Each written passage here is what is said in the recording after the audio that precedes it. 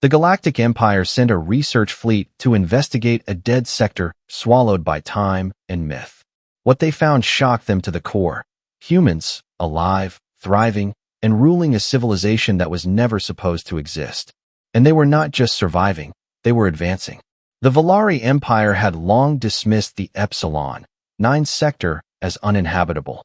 It was shrouded in spatial anomalies, electromagnetic storms, and an ancient history of lost expeditions. They called it the Wound, a scar in galactic memory, a place for myths, not maps. Until now, Captain Zirian of the Velari Imperial Science Corps stared at the distorted readings flashing across the command deck of the exploration dreadnought Celestial Gaze. Atmosphere stable. Biodome readings across 3 continents. Heat signatures in the millions. His second, a silvery feathered Avaxi named Varel, turned to him. This planet was classified as dead, Captain. No known intelligent life. Zirian's voice was low. Update the log. Epsilon 9b is very much alive. Prepare descent shuttles. I want answers. They landed on the largest continent, near what scans suggested was a thriving urban center. Towering structures of obsidian and glass reached skyward, surrounded by vast networks of transportation lines, solar arrays, and automated defense grids that looked far more advanced than anything in the Velari archives. The first sign that things were about to turn surreal came when the local security greeted them. Humans. Not ancient, primitive humans, but tall, strong, confident ones. Uniformed, armed, and clearly in command of the area. Zirian stepped out of the shuttle, eyes narrowing. You're humans. From Earth. How did you get here? Earth is on the opposite side of the spiral arm. This is impossible. The leader of the human squad, a woman with bronze skin and a tactical visor, smirked. Earth? Haven't heard that name in centuries. We are the Dominion of Solaria, and this is our home. Varel leaned toward Zirian, whispering, Solaria? That name doesn't exist in any human historical records. Not in ours either, Zirian replied. Over the next hours, the Velari were given a guided tour of Solaria's capital, Numatharn. The humans explained that they were descendants of a lost Earth colony ship, the Everlight, that vanished over 900 years ago. The ship had been drawn into a spatial rift and crashed on Epsilon 9b.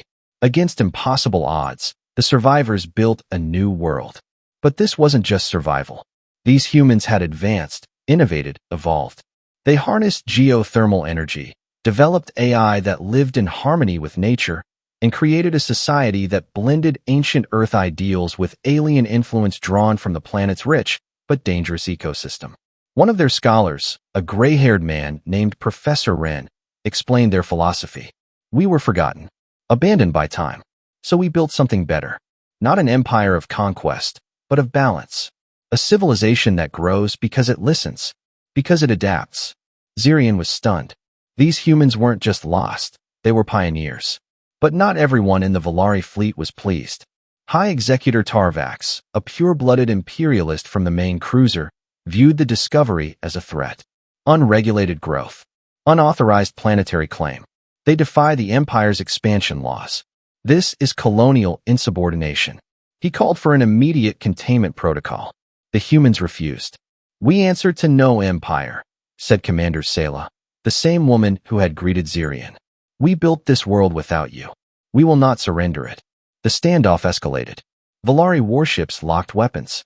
Solaria's defense grid powered up. And then something unexpected happened.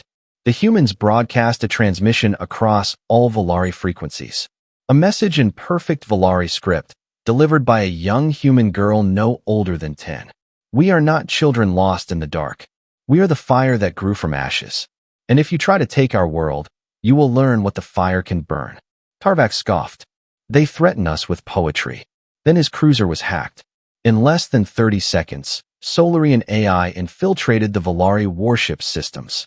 Weapons were disarmed. Engines stalled. Shields collapsed. Not a shot had been fired. Tarvax's command crew scrambled, but the ship was dead in space. This was a warning, Sela said. We have no wish for war, but we will not be conquered. Zirian intervened before things could escalate further. He stepped forward, this time not as a captain, but as a diplomat. The Empire must know of this, he said carefully. But perhaps, not the whole empire. Not yet. He requested that only a limited report be sent back, citing the need for more study. It was approved. In private, Zirian met with Salo again. You could have destroyed us. Why didn't you? She answered with a simple shrug. Because one empire fell the day our ancestors were lost. We will not become what they were. We would rather remain a myth. Zirian looked out over the gleaming city. The future, it seemed, had already arrived.